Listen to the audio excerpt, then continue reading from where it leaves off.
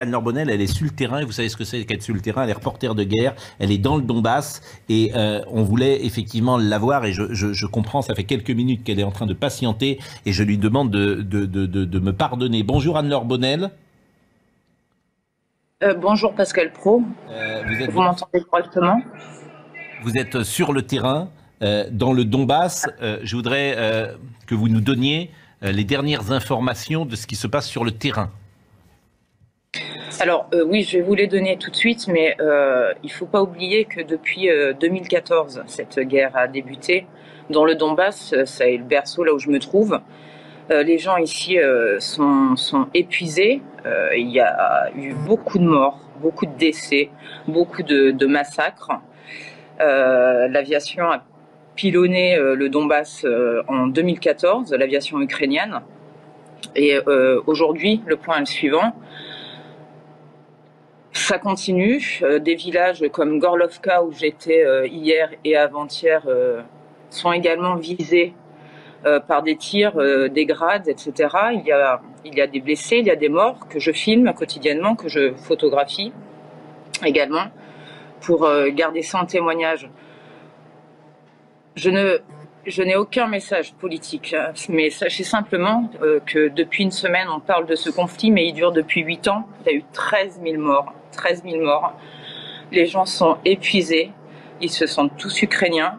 Ce que je peux vous dire, c'est qu'ils sont très surpris que l'Europe se rende compte de la situation. Alors que pour eux, cette situation de bombardement, c'est de vivre dans des caves, etc., de recevoir l'artillerie lourde fréquemment. Je l'ai documenté en 2015. Pour eux, c'est un quotidien depuis 2014, je le répète. Ensuite, je vous interromps parce qu'il y a effectivement tout le monde ne comprend pas la situation aussi précisément, évidemment, que vous la vivez depuis de nombreuses années. Vous avez dit, et ça m'a surpris, tous les gens se sentent ukrainiens. Et vous avez rappelé que les bombardements étaient ukrainiens il y a absolument. quelques jours.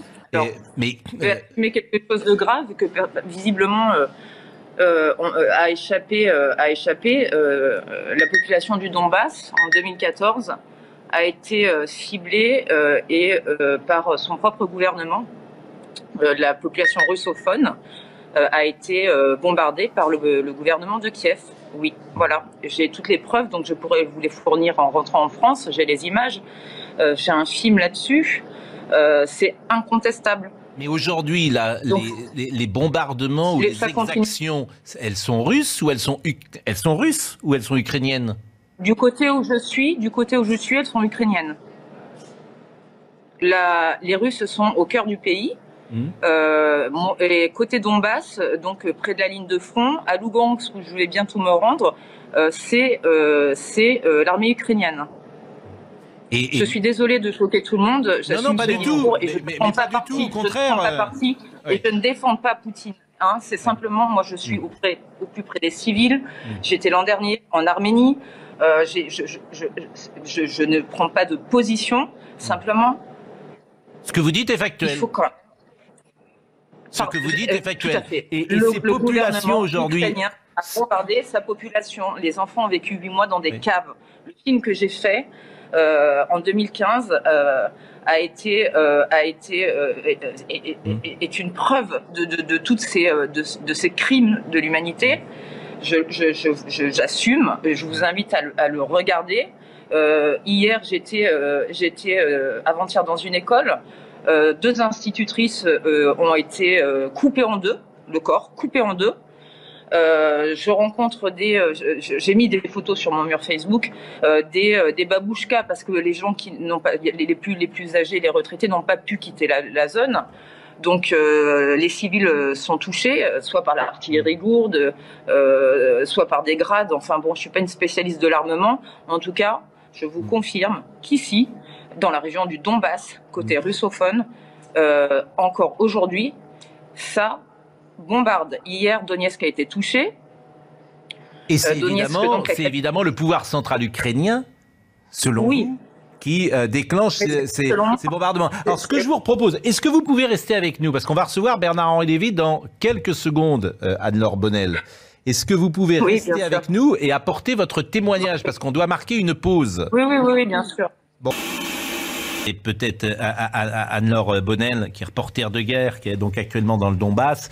Et je voulais que vous interveniez simplement sur une nouvelle fois dans cette discussion, parce que vous nous donniez des informations qui vont sans doute surprendre ceux qui nous écoutent, puisque le Donbass, et vous le disiez tout à l'heure, est bombardé par les forces ukrainiennes. Alors, depuis des années. C'est une forme de guerre civile qui est mise en place.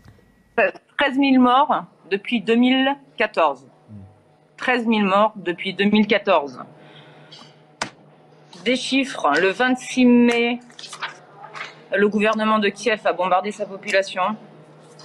Monsieur Bernard-Henri Lévy, vous la voyez cette photo, c'est celle que j'ai prise avant-hier. Donc voilà ce qui se passe dans le Donbass.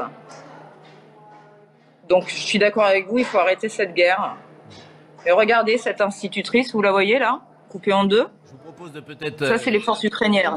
Bon, je continue, parce que vous allez voir ce que c'est la guerre. Ça, c'est les abris, ça date d'hier. Hein. Je vous invite à aller sur mon mur. Oui, non, mais regardez bien, monsieur, s'il vous plaît. J'étais dans le Donbass, oui. Regardez cette famille, là. Non, vous n'avez pas été là où je suis, parce que ça fait depuis 2014 qu'ils vivent ce qu'ils vivent là. Moi, je suis allé de Mariupol à Louhansk. Ne me coupez pas. Regardez. Parce qu'à un moment donné, il faut avoir le courage de dire les choses.